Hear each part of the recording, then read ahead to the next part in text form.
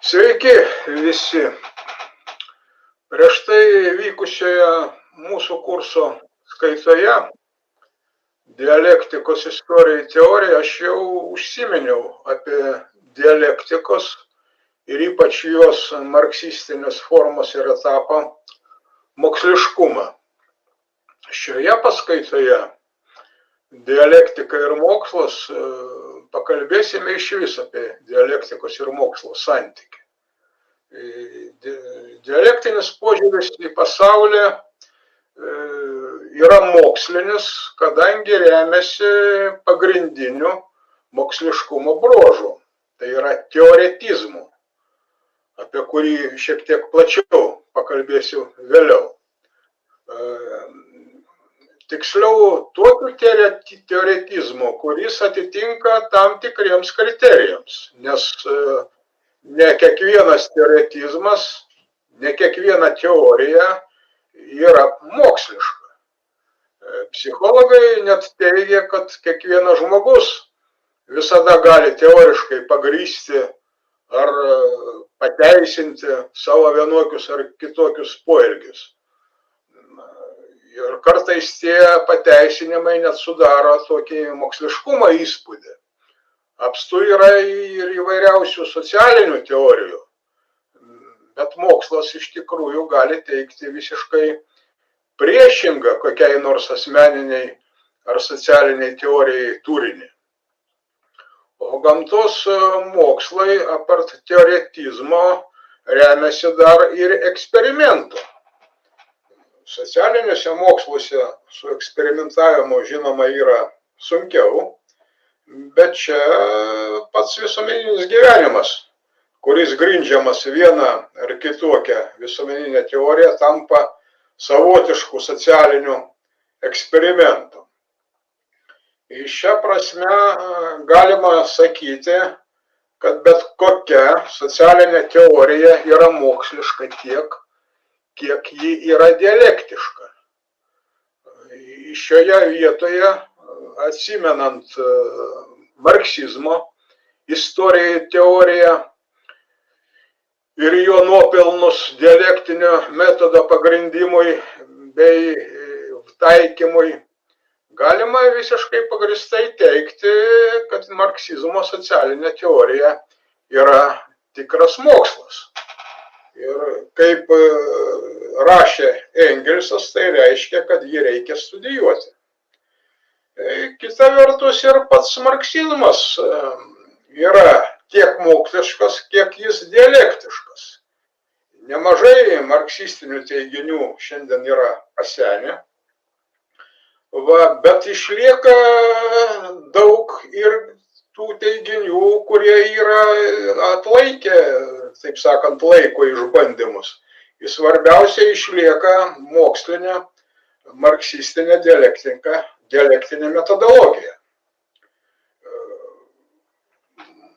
Mokslo paprastai vadinamas toks teorinis susistemintas požiūris į mūsų supantį pasaulį, kuris abstrakčia tokia loginė forma atkuria esminius šio pasaulio aspektus ir dar pagrįstas yra kažkokiais moksliniais tyrimais.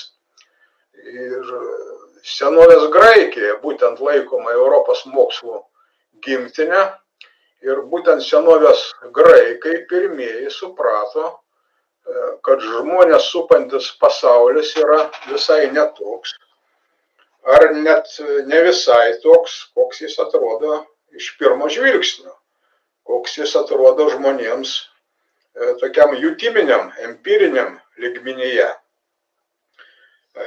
Graikai pirmieji perėjo iš tokio jutiminio į abstrakčią žinių stadiją, nuo aplinkinių kažkokių faktų reiškinių konstatavimo, perėjo prie jo dėsnių bei priežasčių pažinimo. Kaip žinia, viduramžiais mokslas tampa priklausomas nuo teologijos, Ir to pasiekoje jo vystymasis gerokai sulėtėjo, tačiau palaipsniui dėl Koperniko, Galilėjaus, Giordano Bruno padarytų atradimų mokslas pradėjo daryti vis didesnę įtaką visuomenės gyvenimui. Nuo 17 amžiaus Europoje vyksta mokslo kaip tokios viešosios institucijos kūrimasi procesas. Kūrėsi mokslo draugijos, akademijos, universitetai, leidžiami mokslo žurnalai, o 19 amžiuje jau atsirado pats terminas mokslininkas. 19-20 amžiaus sandūroje atsiranda ir naujos mokslo kaip viešosios institucijos, reiškia, organizavimo formos, mokslinės laboratorijos, institutai, tyrimų centrai visokie. Ir maždaug nuo to paties laiko mokslas pradėjo daryti didžiulę įtaką gamybos raidai. Tapdamas, kaip teigia tarybiniai marksistai, betarpišką gamybinę jėgą. Ir šioje vietoje reikėtų vėl sugrįžti prie marksizmo. Nuo senų laikų per visą savo egzistavimo istoriją jis buvo ne kartą laidojamas, bet numirėlis vis pasirodydavo daug gyvesnis nei jo duobkasiai. Kita vertus, pats marksizmas gali vystytis tik kaip atvira sistema, nuolat kovodamas ir sąveikaudamas su kitomis, tame tarpe ir priešingomis socialinėmis teorijomis.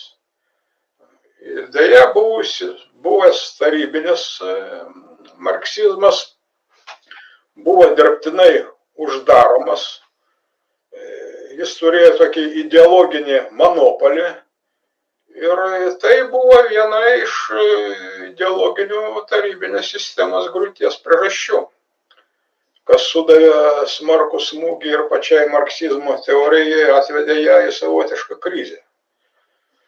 Pagrindinis mokslo bruožas, kaip jau minėjau, tai toks abstraktus teoretiškumas. Teoretizavimas iš vis kaip socialinis reiškinys atsirado antikoje, kai vergvaldystės sąlygomis susidarė tinkamos galimybės atsirasti specifiniai žmonių grupiai, kuriai nereikėjo rūpintis pragyvenimo ištekliais, kuri turėjo laisvą laiką bei žingeidumą domėtis pasaulio pažinimo reikalais. Šioje vietoje kaip tik pasireiškia toks dialektinis paradoksas, kad faktiškai beribė laisva mintis atsirado ant kraštutinės nelaisvės, tai yra vergovės pamato. Nuo tų laikų mokslinis požiūris į supantį pasaulį ištobulėjo iki profesionalios mokslinės veiklos. Pats mokslas tapo tokia sėkmingiausia visuomeninė bei gamybinė varomąją jėgą. Šiai dienai gamtos bei visuomenės moksluose, kaip jau aš sakiau, apstu įvairiausių teorijų. Dėl šios priežasties aktualizuojasi būtent dabartinių tų socialinių teorijų moksliškumo problema. Bet kurios teorijos moksliškumas, tai jos metodo ir teiginių atitikimas objektyvumo kriterijams. Svarbiausi tokie kriterijai suformuoti yra gamtos moksluose, į kuriuos bando orientuotis ir socialinių mokslų tyrinėjimai. Kokiegi šie kriterijai, moksliškumo kriterijai? Pirmas kriterijus, tai redukcionizmas. Kas tai yra? Tai būdas paaiškinti sudėtingus reiškinius, suvedant juos į paprastesnius dalykus, panaudojant tam stebėjimo, eksperimento metodikas. Redukcionizmas vienaip ar kitaip yra naudojamas visuose moksluose, nors ir skirtingų laipsnių. Materialistinė dialektika sudėtingiausius pasaulio procesus ir reiškinius sugeba perteikti gana paprastai, per priešingybių, kovos ir vienybės paveikslą. Net vaikas suvokia, kad viskas jį supančiame pasaulyje susideda iš priešingybių. Jis taip pat suvokia, kad šios priešingybės neatskiros viena nuo kitos. Apie tai mes jau kalbėjome pirmoje kurso paskaitoje Dialektika ir gyvenimas. Taigi, priešingybių vienybėje kova labai paprastas ir suprantamas sudėtingų dalykų esmės suvokimas. Yra toks posakis, viskas, kas genialu, yra paprasta. Atrodytų, kas gali būti sudėtingiau nei Einšteino reliatyvumo teorija. Bet pats Einšteinas sugebėdavo paaiškinti ją gana paprastai. Jis teigia, kad jo esmės teorija tokia. Seniau manė, kad jei per kažkokį stebuklą staiga išnyks visi materialūs dalykai, tai liks erdvė ir laikas. O pagal jo reliatyvumo teoriją ir erdvė ir laikas išnyktų kartu su daiktais. Panašiai ir marksizme. Visiškai suprantama, kad milijardierių ir milijonierių iš vienos pusės, bei benamių ir bedarbių iš kitos egzistavimas visuomenėje tai nerasinių kažkokių biologinių ar psichologinių skirtumų rezultatas, o visuomeninės santvarkos, visuomeninės struktūros specifika. Tai paprastas kaip blynas faktas, nors propaganda mus bando nuolat įtikinti atvirkštinę linkme. Antras kriterijus mokslinio tokio teoretizmo, tai racionalizmas. Racionalizmas tai loginis teorinių teiginių pagristumas. Naudojimų sąvokų, terminų tikslumas bei apibrėžtumas, matematinių, o dabar ir kompiuterinio tokio modeliavimo metodų taikymas mokslinėse tyrimuose. Karlas Marksas yra pasakęs, kad mokslas yra mokslas tik jeigu jis naudojasi matematiniu aparatu.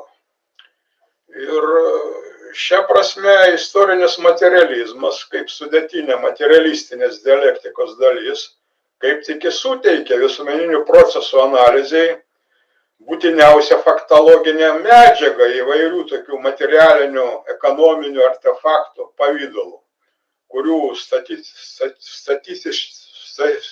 statistikos toks apdarojimas padeda daryti loginės teorinės išvadas apie vieną arba kitą kažkokį tai istorinį visuomenės laikotarpį. Kita vertus, įvairūs konkretūs sociologiniai tyrimai, kuriuose irgi naudojami matematiniai metodai, bei įvairūs kiekybiniai ekonominio vystymosi pokyčių rodikliai, padeda suvokti ir socialinio proceso tendencijas. Dialektiškai tas tendencijas įvertinti ir prognozuoti kažkiek tai ateitį. Ir trečias moksliškumo teorijų kriterijus tai reliatyvizmas. Tai bet kurios teorijos iš istorinio tokio ribatumo suvokimas. Teorijos priklausomumo nuo vietos ir laiko sąlygų pripažinimas. Kiekviename istorinėme etape mūsų žinios apie vieną ar kitą reiškinį visada yra nepilnas, ne visai tikslios ir net visai negalutinės. Iš čia išplaukia ir mokslinio paneigimo bei paveldėjimo toks fenomenas, kai tam tikra nauja teorija yra kartu ir senos teorijos ir paneigimas, ir jos apibendrinantis toks išsaugojimas, kaip konkretaus atveju. Nu tai pavyzdžiui atsitiko su Euklido ir Lobačevskio geometrija arba Newtono Einšteino fizika. Nu, panaši situacija dialektinėme materializme apibūdinama Hegelio terminu įveika. Vienu žodžiu, kiekvieną pasaulio vystymosi pažinimo stadiją dalinai atmeta, dalinai išsaugo savyje buvusios stadijos turinį. Bet nauja stadija tai ne mechaniškai sujungta naujo išsaugoto seno turinio derinys, tai nauja kokybė. Ja vėlgi iš dalies perima, ar iš dalies ir paneigia kita, po to einanti stadija.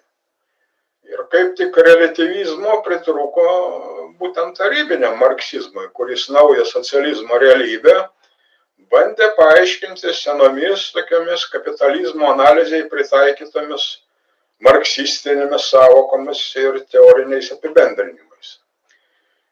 Šiandien dialektika faktiškai tapo savarankiško socialinių mokslų atmaina.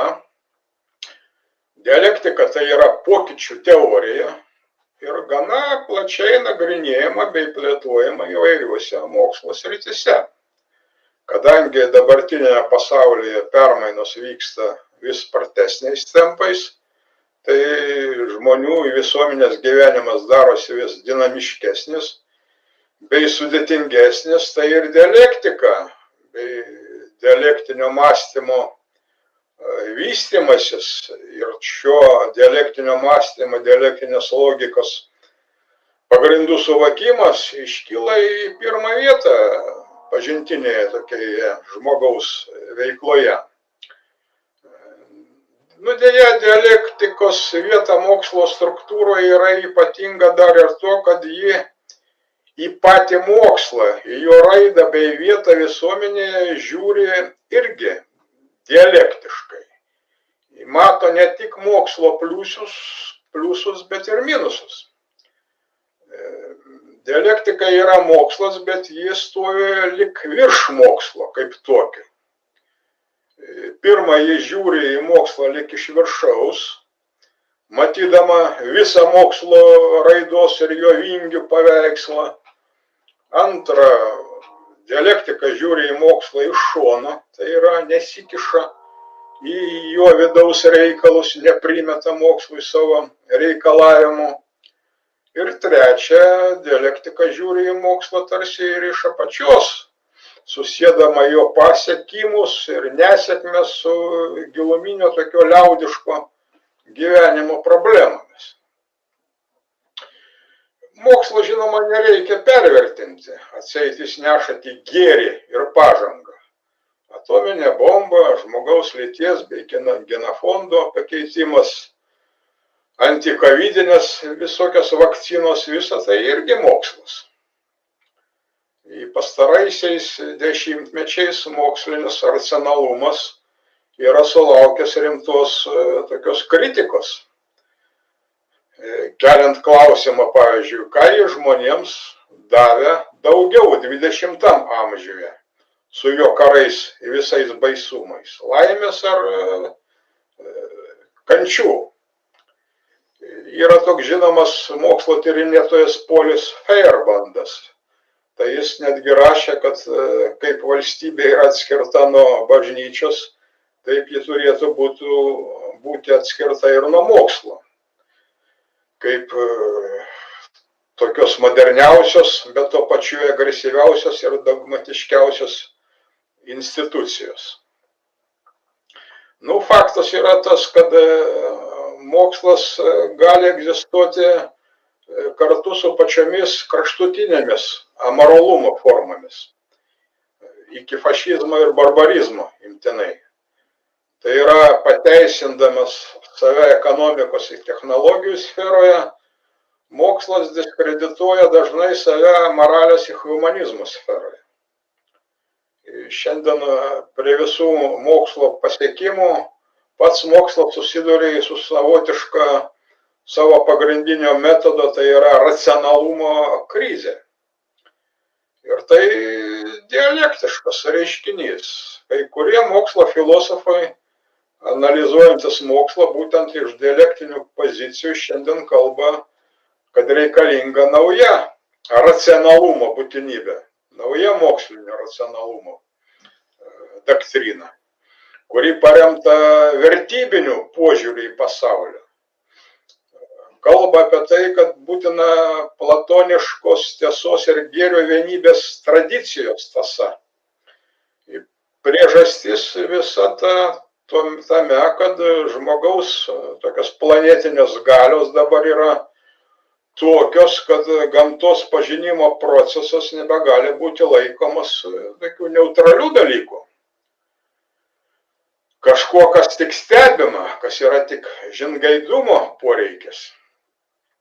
Iš šiuo atžvilgiu pirmą kartą žmonijos istorijoje iškyla klausimas apie žinių kainą, kuri neturėtų būti tokia aukšta, kad įgytos žinios nuvestų žmoniją į pražūtį.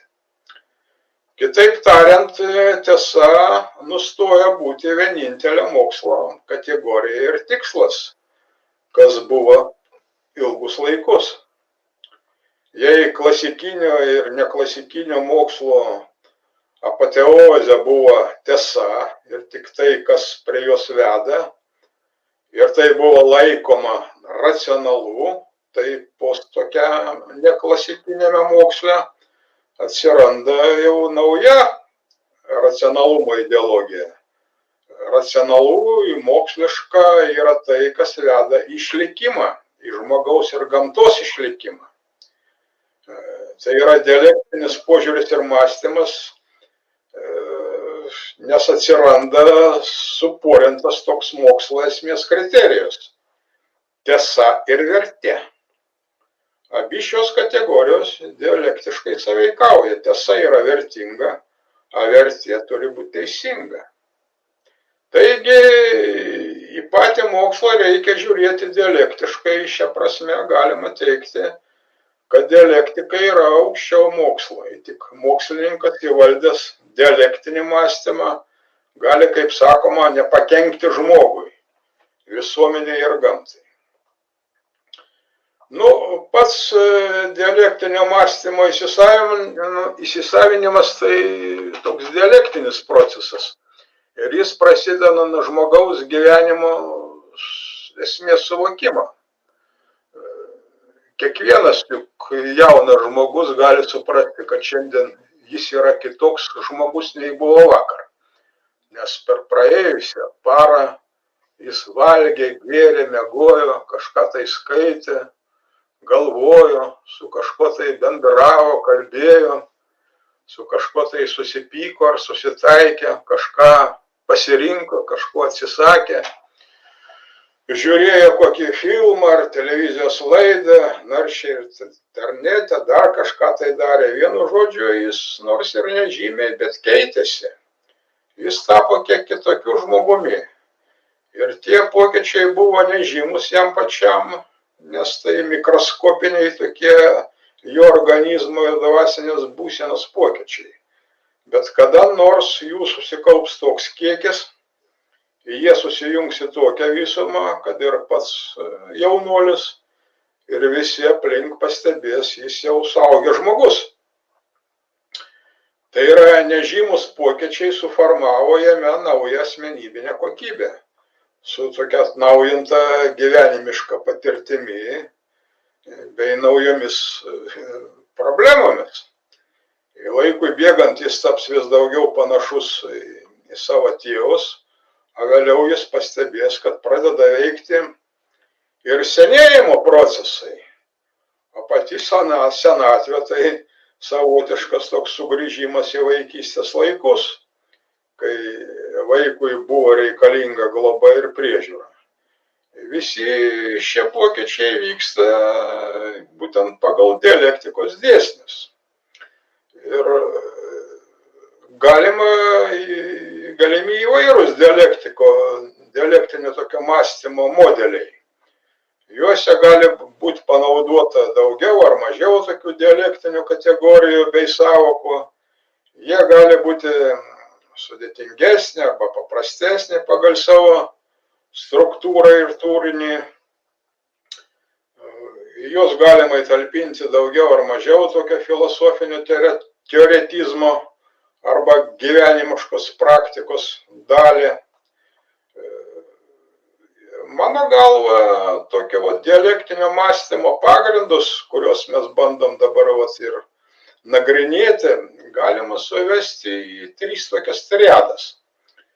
Tai yra visų pirma 3 dialektikos dėsniai, antra 3 dialektinio mąstymo principai ir trečia 3 dialektinės vystymosi formos.